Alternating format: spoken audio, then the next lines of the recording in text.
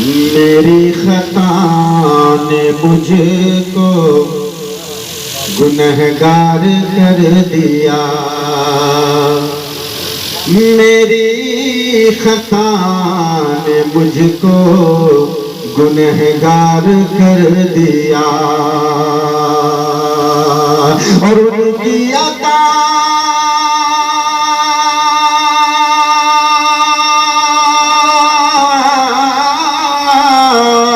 ان کی عطا نے صاحب کردار کر دیا، میری خطا نے مجھ کو گنہگار کر دیا۔ اور بہت ہی حسین شعر ہے، سماعت فرمائیں۔ حب خدا سے پہلے ہے طاعت رسول کی، تڑپ کے بولو سبحان اللہ۔ حب خدا سے پہلے ہے طاعت رسول کی، ارے رب نے اسی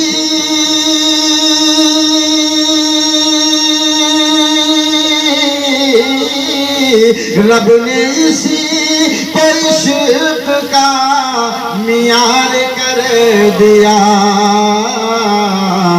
رب نے اسی کو عشق کا معیار کر دیا۔ اور جن لوگوں کو پنجتن سے محبت ہے تو اپنا ایک پنجہ نہیں، دونوں پنجے اٹھا کے ایک بار ضرور بلند آواز سے کہیں گے یا رسول اللہ، اور شعر سننے کے بعد تو انشاءاللہ ضرور کہیں گے۔ میں شعر پیش کرتا ہوں، ملاحظہ فرمائیں۔ میری زبان پہ آیا تھا بس پنجتن کا نام، میری زبان پہ آیا تھا بس پنجتن کا نام، تم مشکل نے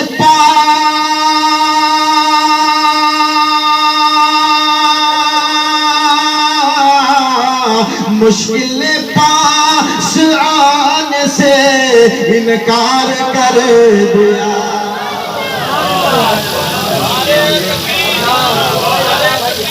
آنے سے انکار کر دیا، میری زبان پہ آیا تھا بس پنجتن کا نام، مشکل نے پاس آنے سے انکار کر دیا، مشکل۔ اور ایک حدیث کا ترجمہ بھی ملاحظہ فرمائیں۔ میں پڑھ رہا تھا نعت نبی تو خدا نے بھی، میں پڑھ رہا تھا نعت نبی تو خدا نے بھی، ارے روح الامین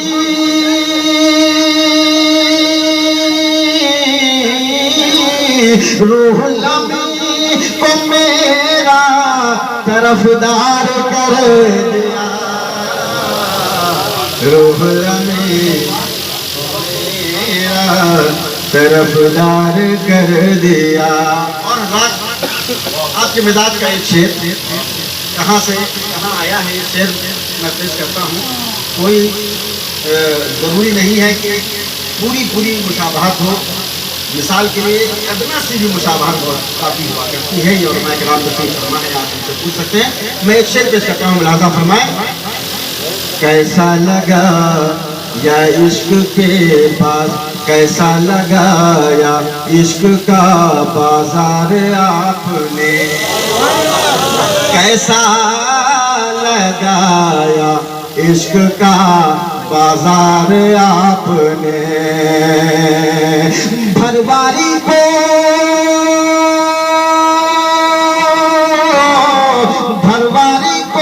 ہی مصر کا بازار کر دیا، بھرواری کو ہی مصر کا بازار کر دیا۔ اور حضرات ایک شعر بڑی عقیدت کا ہے، یہ تمام غلام حاضر ہیں اور اپنے مرشد سے محبت کرتے ہیں، ان سے عقیدت رکھتے ہیں اور ان کی نسبت ان کے پاس ہے، اور ظاہر سی بات ہے یہ ایک ایسا رشتہ ہوتا ہے جو تمام رشتوں سے سب سے اعلیٰ ہوتا ہے۔ یہ رشتہ بالکل اور اس لیے بھی اعلیٰ ہوتا ہے کہ یہ رشتہ دنیا میں بھی کام آتا ہے اور آخرت میں بھی انشاءاللہ کام آئے گا، ہے کہ نہیں؟ اب شعر ملاحظہ فرمائیں. کیسی دوا پلائی مجھے میرے پیر نے، کیسی دوا پلائی مجھے میرے پیر نے. جب تک ہم آتا نگوش ہوں گے میں یہی مصرع پڑھتا رہوں گا. کیسی دوا پلائی مجھے میرے پیر نے، ارے اچھے بھلے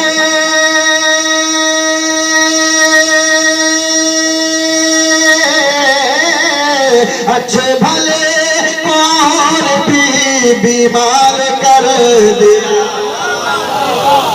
اچھے بھلے کو اور بھی بیمار کر دیا، اچھے بھلے کو اور بھی بیمار کر دیا.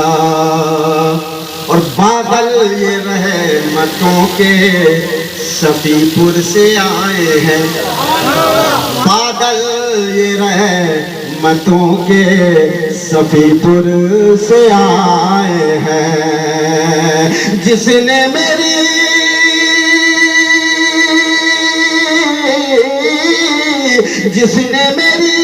حیات کو گلزار کر دیا، جس نے میری حیات کو گلزار کر دیا.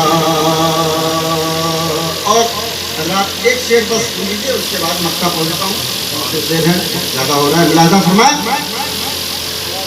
میری خطا نے مجھ کو گنہگار کر دیا، خواجہ کہوں، سنیے گا خواجہ کہوں، آپ سب کی ترجمانی کریں.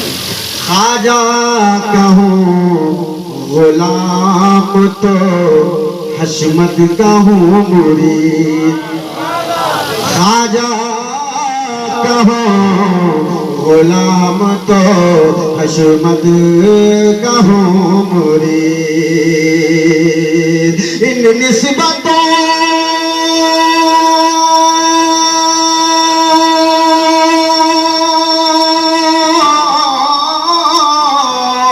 ان نسبتوں نے بیڑا میرا پار کر دیا، ان نسبتوں نے بیڑا میرا پار کر دیا، ان نسبتوں نے بیڑا میرا پار کر دیا. اور مکے کا شعر ملاحظہ اس سے پہلے ایک تاج حضرت کے سلسلے اقدس پر لگا ہوا ہے، سلسلہ ابو العلائی کی جو سنات پر ہے، اور حضرت کے ترجمے میں یہ شعر نظر میں پیش کرتا ہوں، اس کے بعد مقصد تیزی کے ساتھ سماعت فرما لیجیے. سر پہ سجائے بیٹھے ہیں حضرت جو آج کا، سر پہ سجائے بیٹھے ہیں دیوانے جو یہ تاج، اس تاج نے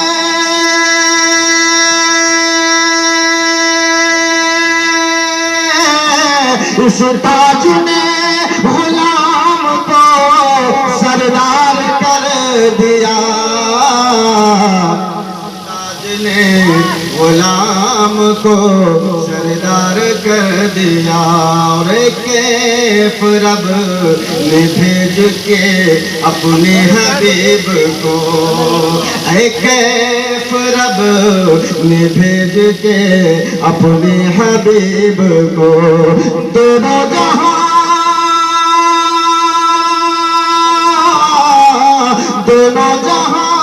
کمال کو مختار کر دیا، دونوں جہاں کمال کو مختار کر دیا. میری خطا نے مجھ کو تلاش کرنے کی صدی ہے، نہ جانے کتنے محکمے، نہ جانے کتنے انسٹیٹیوٹ اس چیز کے لیے قائم ہو رہے ہیں اور قائم ہو رہے ہیں، لیکن اس کے باوجود ابھی بھی اگر کہو انہوں نے شمار کر لیا ہو تو بتا دیں کتنا شمار کیا، تو وہ کہیں گے ابھی صاحب 10% بھی نہیں شمار کرا. یعنی 90% ابھی بھی باقی، 90% ابھی بھی باقی. یہ صرف زمین کی بات ہے.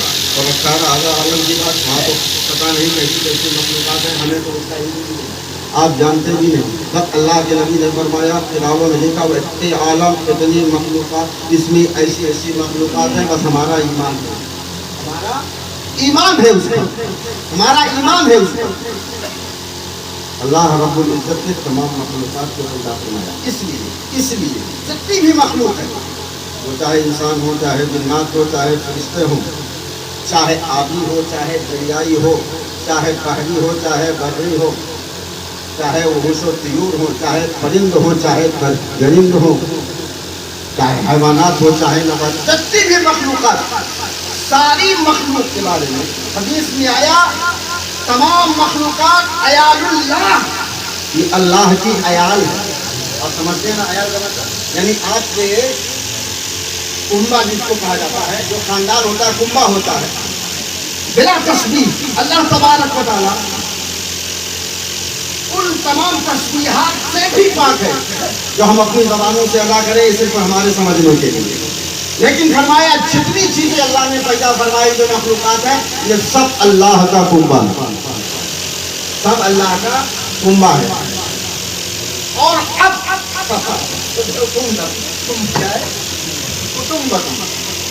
یہ دوسرے لوگ بھی کہتے ہیں، اسی کی ترجمانی کرتے ہیں. ہمارے یہاں بہت پہلے کہہ دیا گیا، بتا دیا گیا کہ تمام مخلوقات جو ہیں یہ سب اللہ کا کنبہ ہے، یہ عیال اللہ ہے. اور جتنے بھی یہ تمام مخلوقات ہیں، اگر اللہ تبارک و تعالیٰ کی رحمتوں کے حقدار ہونا آپ چاہتے ہیں اور چاہتے ہیں کہ اس کی خاص رحمتیں ہمارے آنگن میں جھماجھم برسیں، ہمارے خالی دامنوں کو بھر دیں، ہمارے مکانوں، دکانوں، کھیتوں، کھلیان کو وہ بھرتی ہوئی نظر آئیں، اللہ کی رحمتوں سے یہ سب مملو ہو جائیں، تو آپ کو کرنا کیا ہے؟ دوسری حدیث بتاتی ہے کہ تم مخلوق خدا پر رحم کرو، اللہ تم پر رحمت فرمائے گا. کیا کرنا ہے آپ کو؟ آپ کو کرنا یہ ہے کہ یہ جو عیال اللہ ہے، یہ جو کنبہ ہے اللہ کا، تم اس کے ساتھ رحم دلی سے پیش آؤ، تم اس کے ساتھ احسان کرو، تم اس کے ساتھ حسن سلوک کرو، تم اس کے ساتھ خوش دلی سے پیش آؤ، تم اس کے ساتھ اچھی زبان کا استعمال کرتے ہوئے نظر آؤ، تم اس کے ساتھ اچھا سلوک کرتے ہوئے نظر آؤ. تو اگر تم ایک حدیث شریف میں آئے، اگر تم زمین والوں پر رحم کرو گے، اللہ فرماتا اگر تم زمین والوں پر رحم کرو گے، تو تشبیہ کے لیے کہا کہ اگر تم زمین والوں پر رحم کرو گے تو آسمان والا تم پر رحم فرمائے گا، تو آسمان والا تم پر رحم فرمائے گا. اور جب رحم فرماتا ہے، جب رب رحم فرماتا ہے، جب رب کرم فرماتا ہے، تو پھر کسی کی ضرورت نہیں پڑتی. اگر اللہ کی رحمتوں کا آپ کو کچھ حصہ چاہیے اور اس کی رحمتیں چاہیے، اللہ کی جو مخلوق ہے، اب وہ چاہے انسان ہو، جنات ہو، کوئی بھی فرشتے ہوں، وہ چاہے جو آپ کے بس میں ہے، اور خصوصیت کے ساتھ آپ کے بس میں کیا ہے، جو آپ کے درمیان رہتے ہیں، آپ جن کے بیچ میں رہتے ہیں، آپ کے پڑوسی ہیں، آپ کے رشتہ دار ہیں، آپ کے احباب ہیں، آپ کے محلے والے ہیں. یہاں یہ نہیں ہے مسلم ہے کافر ہے، مسلم ہے نان مسلم ہے، انسان ہے یا حیوان ہے یا جانور ہے، یہاں کوئی قید نہیں، سب پر رحم. اگر رحم کرو گے تو اللہ تبارک و تعالیٰ کو اپنے بندوں پر رحم کرنا اتنا پسند ہے کہ اللہ تبارک و تعالیٰ بندوں کو حکم دے دیتا ہے، جیسے ہی کوئی کسی بندے کے ساتھ اس میں سلوک کرتا ہے، رحم دلی سے پیش آتا ہے، مہربانی کرتا ہے، اچھے سے پیش آتا ہے، اس کے ساتھ احسان کر دیتا ہے، اس کو کچھ دے دیا کرتا ہے، اس کو نواز دیا کرتا ہے، اس کی مدد کر دیا کرتا ہے، کچھ تعاون کر دیا کرتا ہے، غریبوں، مسکینوں، یتیموں کا سہارا بن جایا کرتا ہے. یہ عمل ابھی ختم نہیں ہونے پاتا ہے کہ آسمانوں میں اعلان ہو جاتا ہے. اللہ فرماتا ہے فرشتوں جمع ہو جاؤ، جس نے میری مخلوق پر رحم کیا ہے اس پر خدا ہو کر میں رحم کرنے کے لیے اعلان کرتا ہوں میدان محشر میں. اس کے لیے جب وہ آئے گا تو اللہ تبارک و تعالیٰ کا یہ اعلان عام جاری فرما دیا جائے گا. جب اللہ رحم فرمائے گا میدان آخرت میں، کتنی گنا رحمتوں کے بادل میں سب دھل جائیں گے. تو ایسی بارش ہوگی کہ سارے گناہ دھل جائیں گے. حضرت سیدنا عمر فاروق اعظم کتنی نیکیاں کتنی نیکیاں. اچھا کسی کی نیکیوں کے بارے میں کسی کو پتہ نہیں, لیکن حضرت عمر ہاں پتہ تو ان کے بارے میں بھی نہیں, لیکن ایک اشارہ ضرور ہے. اتنی نیکیاں ہیں, میرے آقا علیہ الصلوۃ والسلام نے فرمایا جتنے آسمان میں ستارے ہیں اتنے میرے عمر کی نیکیاں ہیں. کہہ دو یا سبحان اللہ. یہی مہینہ ہے حضرت کی شہادت, ہے کہ نہیں؟ یہی مہینہ ہے کہ حضرت کی شہادت کا یوم شہادت منایا گیا. حضرت عمر فاروق اعظم کی نیکیاں کتنی جتنے آسمان میں ستارے. یہ میرے نبی نے فرمایا جتنے آسمان. اب آسمان کے ستاروں کو کوئی گن نہیں سکتا, آسمان کے ستاروں کو کوئی الا اللہ والرسول, اللہ رسول کے علاوہ کوئی نہیں گر سکتا. یا وہ جنہیں بتا دے وہ جانتا ہے, یا وہ جنہیں بتا دے وہ جان سکتا ہے, کوئی نہیں جانتا. تو حضرت عمر کی نیکیاں لا تعداد ہیں, بے شمار ہیں. اتنی نیکیاں ہوں گی نمازوں کی شکل میں, روزے کی شکل میں, جہاد کی شکل میں, ہے عدل و انصاف کی شکل میں, نہ جانے کس کس شکل میں حضرت عمر کی نیکیاں ہوں گی. تاریخ پڑھو, حضرت عمر کے واقعات پڑھو تو اندازہ ہوتا ہے کہ ایسا بھی عمر سے مجاہد جس کی ایک خیبت سے دنیا کا شیطان بھی اور آخر جناتوں کا شیطان, انسانی شیطان اور دنیاوی جناتی شیطان دونوں بھاگتے. میرے آقا نے فرمایا فرقو من عمر, یہ دونوں شیاطین انس شیاطین جن دونوں جب عمر کو دیکھتے ہیں تو راہ فرار اختیار کرتے ہیں, راستہ ڈھونڈتے کدھر جائیں وہ دیکھو عمر آ رہے ہیں. چاہے انسانوں کے سرکش لوگ ہوں اور چاہے جناتوں کے سرکش لوگ, سب بھاگتے ہیں, سب بھاگتے ہیں. حضرت عمر فاروق اعظم رضی اللہ تعالیٰ عنہ کی نیکی آسمان جتنے ستارے اس سے بھی کبھی زیادہ, اس سے بھی زیادہ. لیکن جب آپ کا وصال ہو گیا, آپ کا وصال ہو گیا, دنیا سے آپ چلے گئے, شہادت جامع شہادت نوش فرما گئے, کسی آپ کے احباب میں سے کسی شخص نے آپ سے پوچھا اے عمر فاروق, اے امیر المومنین, کیا قبر میں جب آپ کو لٹایا گیا, جب آپ کو لٹایا گیا تو کیا نکیرائن آ کر کے آپ سے بھی سوال و جواب کرتے ہیں؟ نکیرائن آپ سے بھی سوال و جواب کرتے ہیں. حضرت عمر فاروق اعظم نے فرمایا بلا شبہ یہ تو وعدہ الہی, ہر شخص کے قبر میں یہ فرشتے آتے ہیں, نکیرائن ان کی ڈیوٹی لگائی گئی, یہ سوال و جواب کرتے ہیں. کافی آپ کیا آئے, کہاں آئے, پھر کیا ہوا؟ اللہ اکبر. حضرت عمر فاروق اعظم رضی اللہ تعالیٰ عنہ مسکرانے لگے اور ارشاد فرمایا اے میرے دوست, اے پیارے, آئے تو تھے, زبان کھولنا بھی چاہتے اور کچھ بولنا بھی چاہتے ہیں, اتنے میں ہاتھ سے ریڈی نہیں ملا. خبردار عمر سے کوئی سوال و جواب نہیں ہوگا, نہ قبر میں ہوگا نہ محشر میں ہوگا, نہ قبر میں ہوگا نہ محشر, یعنی قبر میں سوال نہیں اور محشر میں کوئی حساب نہیں. یہ عمر وہ عمر ہے جنہیں بے حساب بغیر کسی سوال و جواب کے جنت الفردوس کا مژدہ سنایا جاتا ہے, جنت الفردوس کی بشارت دی جاتی ہے.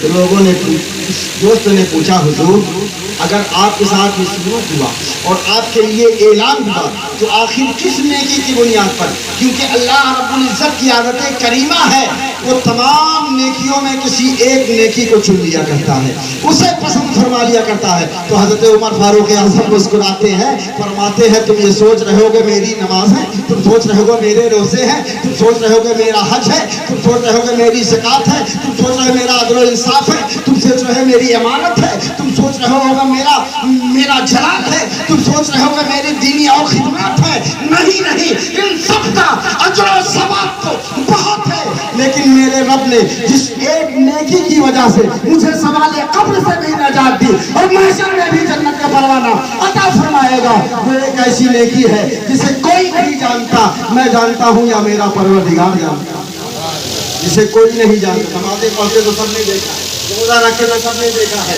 حج کرتے ہوئے تو سب نے دیکھا ہے, زکات دیتے ہوئے بھی لوگوں نے دیکھا ہوگا, لیکن میری یہ نیکی ہے یا تو میں جانتا ہوں یا میرا رب قدیر جانتا ہے یا میرا پروردگار جانتا ہے. کہا حضور وہ کون سی نیکی ہے, ذرا مجھے بھی اس کے بارے میں کچھ ارشاد فرمائے. حضرت عمر فاروق اعظم ارشاد فرماتے ہیں وہ نیکی یہ ہے کہ میں بازار کی طرف جا ہی رہا تھا, میں نے کیا دیکھا, بازار کے दरवाजे से पहले ही एक शख्स एक पिंजरे में बहुत सारे परिंदों को कैद करके वो ले जा रहा था बाजार की तरफ। फौरन आपने उसे रोक लिया, कहा ए नौजवान कहाँ जा रहा है? कहा ये परिंदे हैं, इसे मैंने पकड़ा है, मैं एक शिकारी हूँ, मैं बाजार में बेच के जा रहा हूँ ताकि मुझे इसकी अच्छी कीमत मिल जाए और जिससे मैं अपने बाल बच्चों का गुजारा कर सकूँ। हज़रत उमर फारूक आज़म ने कहा बाजार जाने की तुझे क्या जरूरत है, अगर तू इसकी मुँह मांगी रकम यही तुझे मिल जाए और जो तू मुझसे कहे मैं उसे अदा कर दूँ, क्या दूध देगा? उसने कहा बिलाशुबा ये तो बहुत अच्छी बात है, बहुत अच्छी बात है,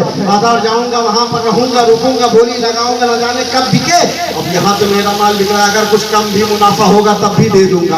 आपने फरमाया कम नहीं, जितना तू चाहता है उतनी रकम बोल दे, उमर वो रकम तुझे अदा कर देगा, उमर वो रकम तुझे दे देगा। अब उसने परिंदों को गिना, उसकी गिनती लगाई, कहा हाँ ये सारे परिंदे 20 दिरहम में मैं आपको देता हूँ। उमर फारूक आज़म ने फौरन इंतजाम फरमाया, 20 दिरहम उसके हवाले कर दिया और उसके बाद पिंजरा ले लिया और पिंजरा लेने के बाद वो शिकारी तो वहां से चला गया। अब कोई और नहीं है, न दाहिनी तरफ है, न बाई तरफ है, न कोई आगे है, न कोई पीछे है, न कोई देखने वाला है, न कोई सुनने वाला है। उमर फारूक आज़म है और वो बेबोल के परिंदे हैं। उमर फारूक आज़म उन परिंदों को मुखातब करते हुए फरमाते हैं, ए परिंदों तुम्हें भी आजाद रहना चाहिए, तुम्हें भी आजाद रहना अच्छा लगता होगा। तुम्हारी जिंदगी तो जंगल में होती है, तुम्हें पेड़ों में टहलना पसंद है, तुम्हें जंगलों में घूमना पसंद है, तुम्हें यहाँ वहाँ से चुगना पसंद है। अब तुम कैद में हो, मैं देख रहा हूँ, तुम अशबारी कर रहे हो, मैं देख रहा हूँ, तुम परेशान हो,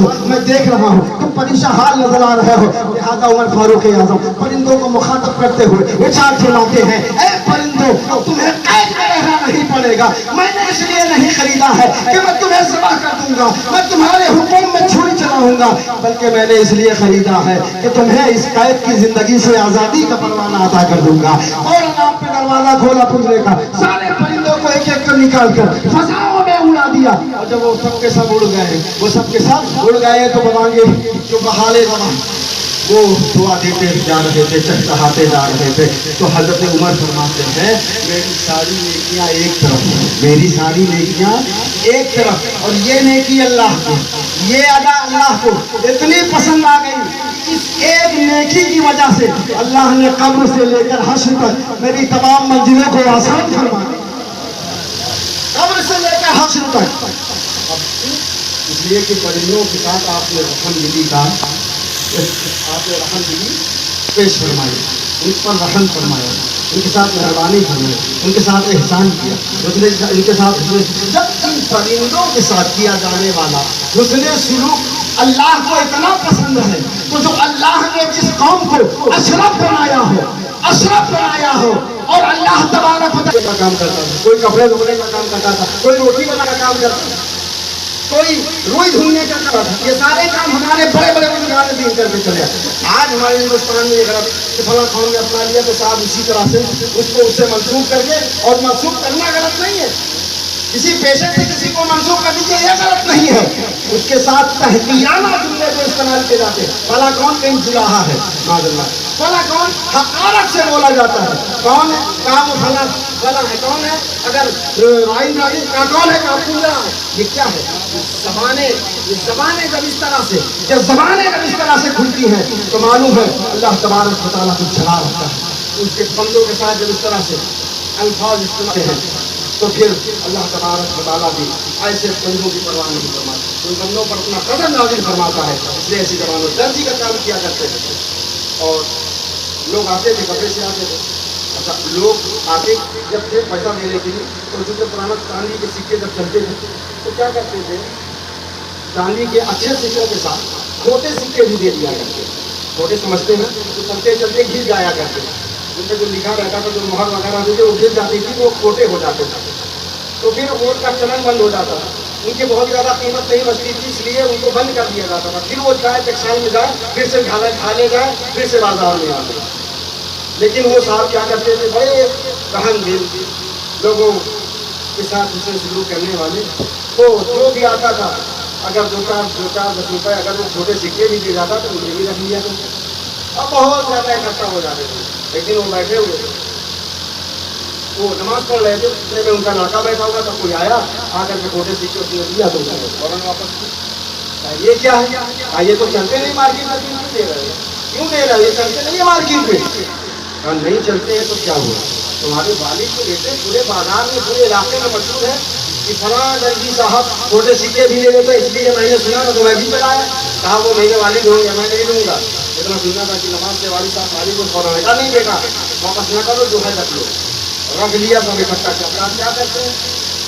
تو گھر میں لے جاتے تھے، اچھے سکوں کو الگ کرتے تھے اور چھوٹے سکوں کو ایک جگہ کرتے تھے اور ایک تھیلے میں رکھتے تھے اور گھوڑے پر سوار ہو کے بڑی تیز جاتے تھے اور جا کے اسے دریا میں ڈالاتے تھے، جا کے اسے دریا میں ڈالاتے تھے۔ ان کا روز کا معمول یہی تھا۔ وہ چھوٹے سکے لینا بند بھی نہیں کیا، کسی کو منع بھی نہیں کیا، اور اس کے باوجود جاتے تھے دریا میں ڈالاتے تھے۔ یہ ان کا معمول تھا۔ زندگی گزر گئی، بزرگ تو تھے ہی اور بزرگ ہو گئے، یہاں تک کہ وقت نظر قریب آ گیا، وقت نظر قریب آ گیا۔ انہیں معلوم ہونے لگا کہ نبی ہے تو وہ اللہ کی بارگاہ میں مستقبل نہیں ہوتے، پھر دعا مانگتے تو ضرور کبھی روتے کبھی خوب روتے اور کبھی خوب مسکراتے۔ تو لوگ کہتے ہیں کہ یہ دیوانہ ہو گیا، یہ کبھی ہنستا ہے کبھی روتا ہے، دعا کرتا ہے تو دعا میں کبھی ہنستا ہے کبھی روتا ہے، اس کی دونوں کیفیت کیسے؟ یا تو روئے یا تو ہنسے، یہ دونوں کیفیت کیسے؟ کسی نے آ کے پوچھ لیا، اے بزرگ آخر یہ کیا ماجرا ہے؟ یہ کیا ماجرا ہے؟ آپ کبھی روتے ہو کبھی ہنستے ہو۔ کہتے ہیں میں روتا اس بات پر ہوں، میں روتا اس بات پر ہوں کہ میں اپنے رب سے دعا مانگتا ہوں اور میں اپنے رب سے کچھ کہتا ہوں تو جب ادھر سے اشارہ ہوتا ہے تو میں مسکرانے لگتا ہوں۔ کہہ دو سبحان اللہ۔ ہاں میں روتا ہوں جب دعا کرتا ہوں اور اپنے رب سے کچھ التجا کرتا ہوں، اپنے رب سے کچھ التجا کرتا ہوں اور مسکراتا تب ہوں جب مجھے کچھ اللہ کی جانب سے اشارہ ہو جاتا ہے کہ آپ کہتے کیا ہیں، آپ کہتے کیا ہیں۔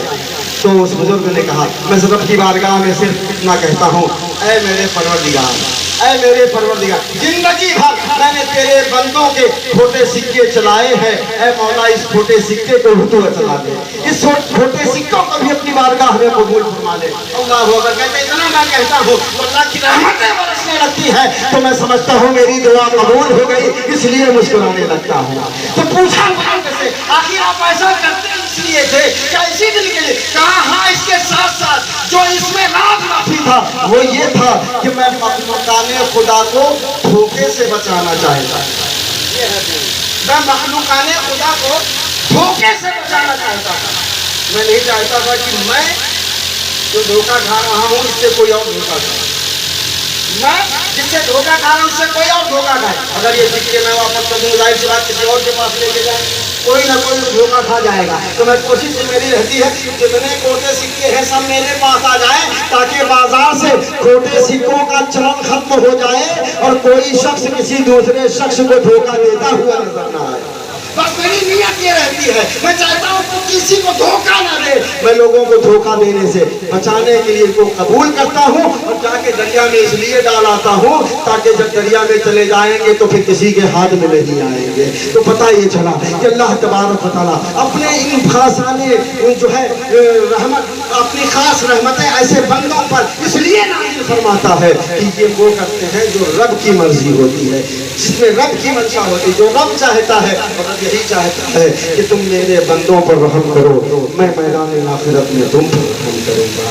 اور حدیث شریف میں آیا جو میں نے قرآن کے دو حدیث پاک کی تلاوت کی تھی، فرمایا من لا یرحم، جو رحم نہیں کرتا، ایک دم صاف لفظوں میں، جو رحم کا مزاج نہیں رکھتا، جو رحم کرنا نہیں جانتا یا جانتا ہے لیکن اپنی تند مزاجی اور سخت زبانی کی وجہ سے کسی پر رحم نہیں کرتا، تو حدیث شریف میں آیا لا یرحم، پھر اس پر بھی کوئی رحم نہیں کیا جائے گا۔ اب وہاں یہ نہیں کہ اللہ نہیں رحم کرے، وہاں کا لا یرحم، کوئی رحم نہیں کیا جائے گا، مطلق ہے یہاں، یعنی اس دنیا میں دنیا والے بھی اس پر رحم نہ کریں گے اور میدان آخرت میں خدا بھی ان پر رحم نہیں فرمائے گا۔ تو اللہ تبارک و تعالیٰ ہم سب پر اپنا کرم فرمائے اور اپنے محبوبان جو ہے دربار سے ہم سب کو سچی پکی نسبت اور ان سب سے رابطہ عطا فرمائے اور میدان آخرت میں رسول گرامی مقام صلی اللہ علیہ وسلم کی